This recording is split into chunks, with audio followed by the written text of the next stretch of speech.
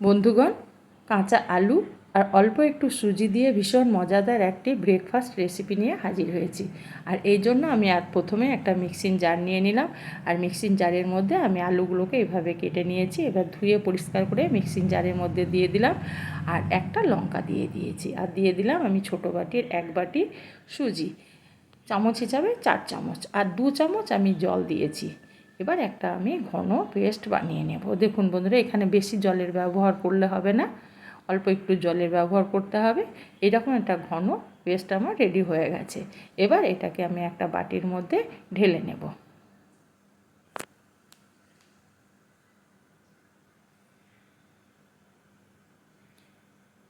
এবার আমি দিয়ে দিলাম 1/2 চামচ চিলি ফ্লেক্স। ঝালটা আপনারা আপনাদের মতো দিয়ে নেবেন। আর 1/2 চামচের একটু কম গোটা জিরে, আর 1/2 চামচের একটু কম জোয়ান, আর অল্প একটু হলুদের গুঁড়ো। এবার আমি মশলাগুলোকে বেটারের সঙ্গে মিশিয়ে নেব। এবার আমি দিয়ে দিলাম স্বাদ মতো লবণ। লবণটাকেও আমি মিশিয়ে নেব। সমস্ত মশলাগুলো আমার মেশানো হয়ে গেছে। এবার আমি নিয়েছি 1 কাপ আটা। আপনারা এখানে ময়দার ব্যবহারও করতে পারেন, আমি এখানে আটার ব্যবহার করেছি। এবার অল্প অল্প করে আটা দেব, আর আমি একটা ডো রেডি করে নেব। হ্যাঁ বন্ধুরা, এখানে পুরো আটাটা দেব না, যতটুকুই প্রয়োজন হবে ততটুকুই আটার ব্যবহার আমি করব।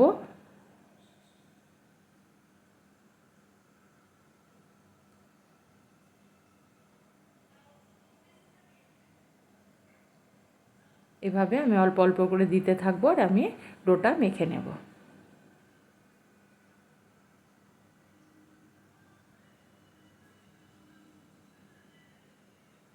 আর আমার কোনো রকম আটার দরকার হবে না। দেখুন বন্ধুরা, ডোটা আমার রেডি হয়ে গেছে।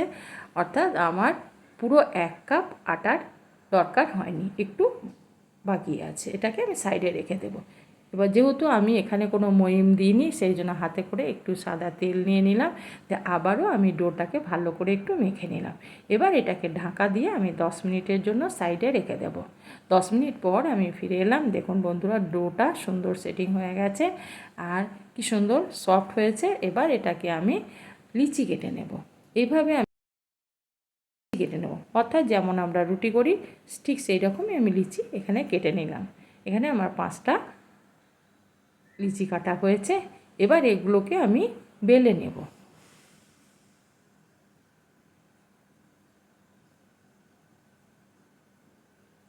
হ্যাঁ বন্ধুরা, এটা তৈরি করা যেমন সহজ, খেতে কিন্তু ভীষণ মজাদার, আর সকলেই পছন্দ করে। ব্রেকফাস্টে আপনারা এটা তৈরি করে নিয়ে নিতে পারেন, আর খুব কম সময়ের মধ্যে এটা তৈরি হয়ে যায়। এইভাবে আমি পাতলা পাতলাও না, খুব মোটাও না, মিডিয়াম একটা পরোটা বানিয়ে নেব।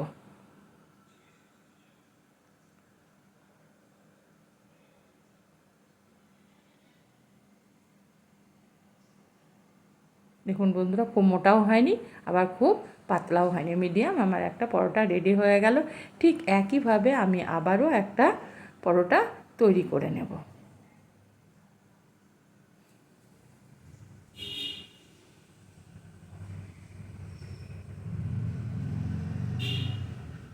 কোনো রকমের ঝামেলা নেই, খুব সহজভাবে এই পরোটাটা তৈরি করা হয়। অফিসে কিংবা স্কুলের টিফিনে এটা দিলে বাচ্চারাও খুব মজা করে খায়। আমার এইভাবে আমি সমস্ত পরোটাগুলোকে বেলে নেব। এবার গ্যাসের মধ্যে আমি একটা প্যান বসিয়ে দিয়েছি। প্যানটাকে প্রথমে আমি ভালো করে গরম করে নেব। তারপর আমি এটাকে দিয়ে দিলাম। দিয়ে এক পিঠ আমি আগে ভালো করে ভেজে নেব, তারপর আমি উল্টিয়ে দিলাম। এইভাবে আমি উল্টিয়ে পাল্টিয়ে ভালো করে পরোটাটাকে আগে ভাজবো, তারপর আমি তেল বা ঘি বা বাটার ব্যবহার করব। আর এইভাবে যদি আগে পরোটাটাকে আগে সেঁকে নেওয়া হয়, তাহলে কিন্তু তেলের বা বাটারের পরিমাণটা বা ঘিয়ের পরিমাণটা কম লাগে। এবার আমি দিয়ে দিলাম সাদা তেল।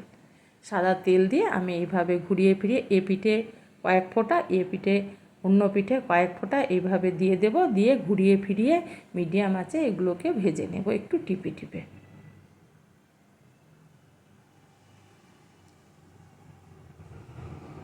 দেখুন বন্ধুরা, এপিট ওপিট করে আমি এগুলোকে ভেজে নেব।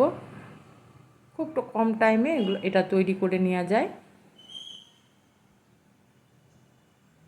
গ্যাসটাকে মিডিয়াম করে আমি এইভাবে ভেজে নেব।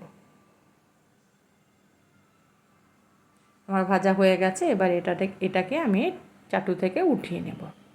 এইভাবে আবারও আমি পরোটাকে দিয়ে দিলাম চাটুর মধ্যে, দিয়ে এটাকেও আমি প্রথমে এপিট ওপিট করে আগে শুকনো অবস্থায় সেঁকে নেব, তারপর আমি তেলের ব্যবহার করব। এতে তেলের পরিমাণটা কম লাগে। হ্যাঁ বন্ধুরা, যদি আমার ভিডিওটা ভালো লেগে থাকে তবে অবশ্যই একটা লাইক করবেন আর সাবস্ক্রাইব করবেন আর অনেক অনেক করে শেয়ার করবেন বন্ধুরা। আর কমেন্টে আমাকে জানাবেন কেমন লাগলো এই পরোটাটা। এইভাবে ঘুরিয়ে ফিরিয়ে আমি উল্টিয়ে পাল্টিয়ে সেঁকে নেব।